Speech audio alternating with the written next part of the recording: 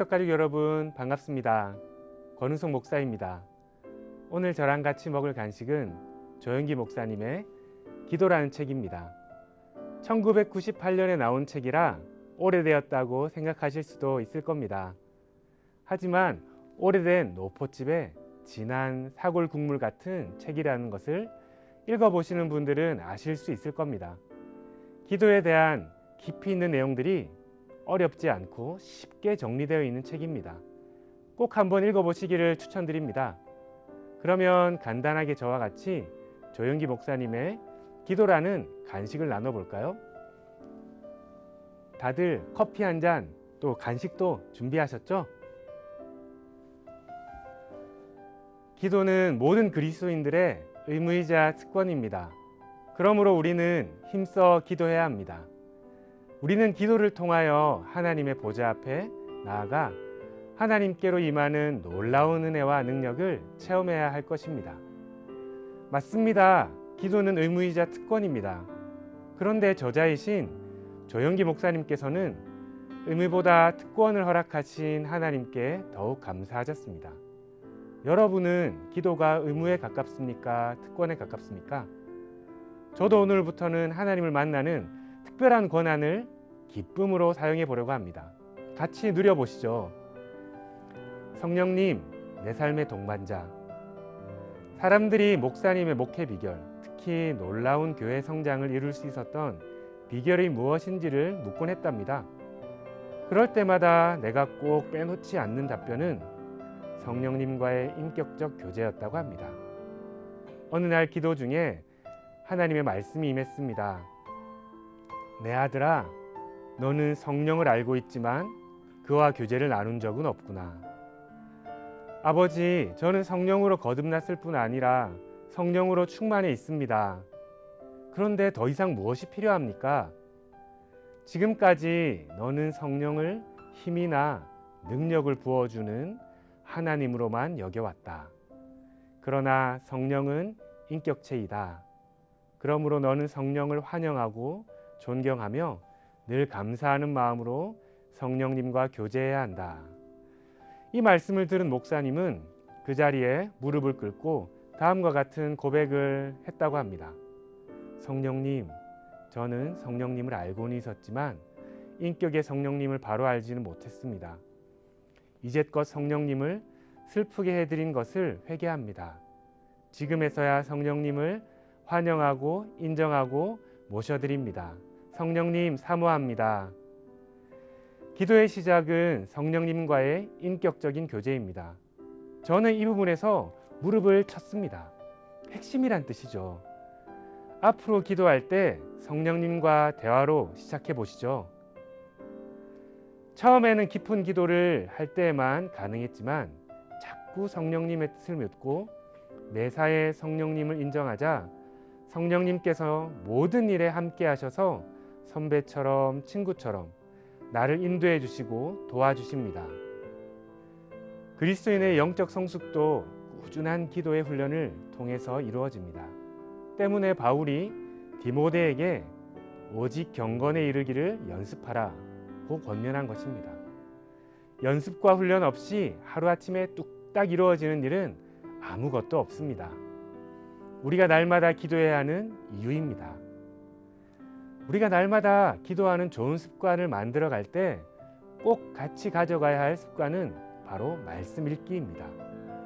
기도하는 만큼 말씀을 읽지 않는 것은 변호사가 법전에 근거하지 않은 채 자신의 일방적인 논리로 변호하는 것과 같기 때문입니다.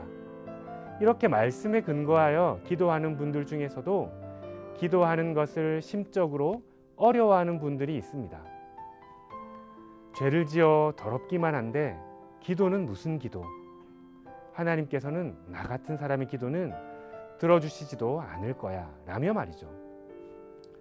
조영기 목사님은 잘못된 죄책감을 지닌 사람 중 심한 경우 아예 자기를 학대하는 것이 의무라고 생각하는 사람도 보았다고 하십니다. 기도는 성령님과의 인격적 교제이자 특권인데 잘못된 죄책감으로 자신을 학대하는 것을 의무라고 생각하다니 참 딱하죠. 만일 우리가 우리의 죄를 자백하면 저는 미쁘시고 의로우사 우리 죄를 사하시며 모든 불의에서 우리를 깨끗게 하실 것이요. 맞습니다. 중요한 것은 자신의 죄에 집중하지 않는 것이고 하나님의 말씀을 믿는 것입니다. 그것이 성경적입니다. 기도하십시다. 이렇게 순서대로 기도하십시다. 기도는 하나님을 경배하고 찬양함으로 시작합니다. 그리고 자신의 죄를 자복하고 회개합시다. 이후에 하나님 나라와 나의 소원을 아뢰시고 그리고 응답해 주실 하나님을 믿고 감사의 기도를 드립시다. 모든 기도는 이 순서를 참고하시면 편안하게 기도하실 수 있으실 겁니다. 저는 하루아침을 간단한 문안인사로 시작합니다. 눈을 뜨면 하나님께 문안인사를 하듯이 기도로 시작합니다. 아무리 바빠도 하나님께 문안인사 하듯 기도하십시다. 간혹 목사님, 하나님께서 제 기도를 들어주시지 않는 것 같아요 라고 말씀하시는 분들이 있습니다. 사람의 모든 일에는 때가 있습니다. 하나님께서는 우리의 삶 속에서 때를 따라 역사하십니다. 하나님의 아들이신 예수님께서는 철저히 하나님의 때에 삶을 맞추셨습니다. 내가 생각하는 때가 아닌 하나님의 때를 인정하고 겸손히 신뢰하는 것이 필요합니다. 반드시 하나님의 때와 나의 때가 일치할 때가 있을 겁니다. 신뢰하는 믿음의 기도가 중요합니다. 그런데 이 믿음의 기도를 무너뜨리는 가장 효과적인 사단의 방법이 있습니다. 그 사단의 방법은 바로 낙심입니다. 낙심은 우리가 기도 응답을 얻지 못하게 하는데 가장 치명적인 요인입니다. 그러면 이 믿음의 기도를 무너뜨리는 사단의 방법인 낙심을 잡으려면 어떻게 해야 할까요? 그렇습니다. 하나님은 좋으신 분이라는 사실을 인정하는 것입니다. 우리를 죄로부터 구원하시고 지금까지 인도하신 미쁘신 분이라는 사실을 기억하는 것입니다. 낙심을 이기려고 하는 것이 아니라 하나님을 기억하는 것입니다. 영적 전쟁의 핵심은 사단을 이기는 것이 아니라 사단을 이미 이기신 예수님을 의지하는 것임을 명심합시다. 기도 중에 기도가 막힐 때 점검 사항도 있습니다. 첫 번째는 사람과 관계 회복이 되었는가이고요. 두 번째는 하나님과 관계 회복이 되었는가입니다. 사람과의 관계 회복은 용서할 사람이 있는가입니다. 그리고 하나님과의 관계 회복은 해결할 죄가 있는가입니다. 이 죄는 일상생활에서의 삶의 변화가 전혀 없는 하나님과의 관계를 말합니다. 진정한 회개는 단지 입술의 고백만이 아닌 삶 전체를 죄에서 돌이키는 것입니다. 그런데 기도가 막히는 것이 아니라 아예 응답이 없는 것 같은 경우도 있지 않나요? 그렇습니다. 그렇게 느껴질 때가 분명히 있습니다. 그렇다면 우리의 기도 응답이 없는 것 같거나 지체되는 이유가 무엇일까요? 크게 두 가지라고 말씀하는데요. 먼저는 우리의 욕심을 다스리고 영적으로 성숙시키려고 하시는 하나님의 고난, 즉 테스트입니다. 그리고 하나는 우리의 욕심을 충동하는 마귀의 유혹 때문이죠.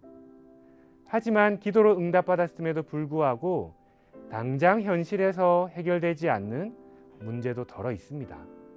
당장 문제가 해결되기는커녕 오히려 더 큰 시련과 역경이 다가오는 때도 있습니다.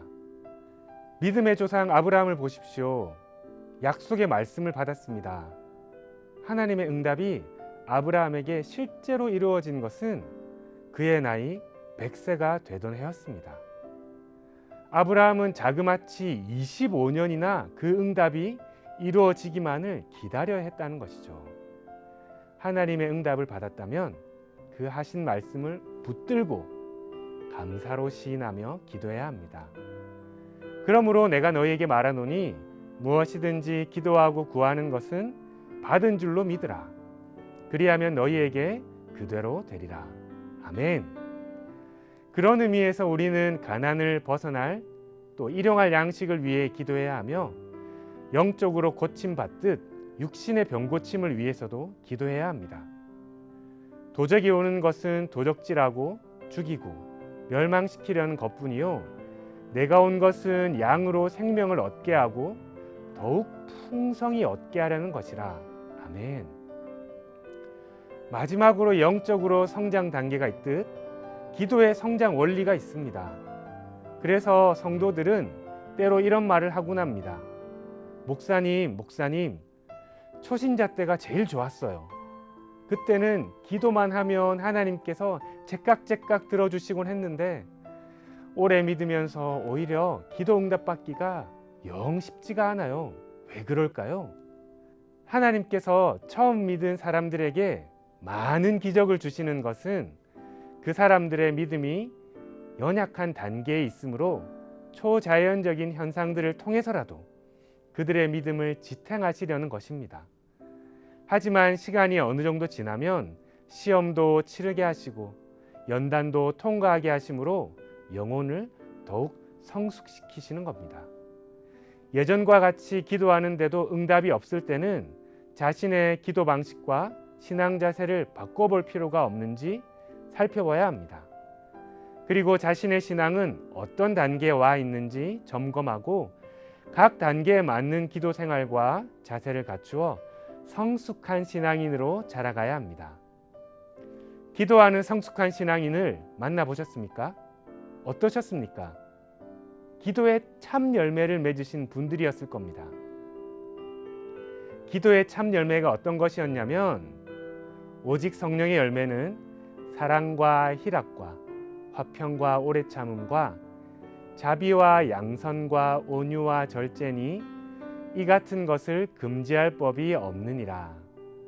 기도의 참 열매는 하나같이 인격적인 관계에서만 맺을 수 있는 열매들입니다. 왜냐하면 성령님이 인격적인 분이시고 그분과 오랫동안 교제를 하면 당연히 기도하는 사람이 맺게 되는 것은 인격적 관계, 즉 성령의 열매일 수밖에 없는 것입니다. 성령님이 기도의 열매 그 자체이시기 때문이죠. 그렇게 기도의 고수들이 공통적으로 하는 말은 그냥 하나님이 좋아요입니다. 그냥 좋은 사람보다 영향력이 큰 사람이 없습니다. 그냥 좋은 관계보다 더욱 깊은 관계가 없는 것처럼 말입니다. 그런 인격적인 관계가 되면 이 시편의 말씀이 이해되실 겁니다. 이 말씀으로 오늘 간식 드세요. 조영기 목사님의 기도를 마무리하도록 하겠습니다. 여호와를 기뻐하라. 저가 내 마음의 소원을 이루어 주시리로다. 아멘.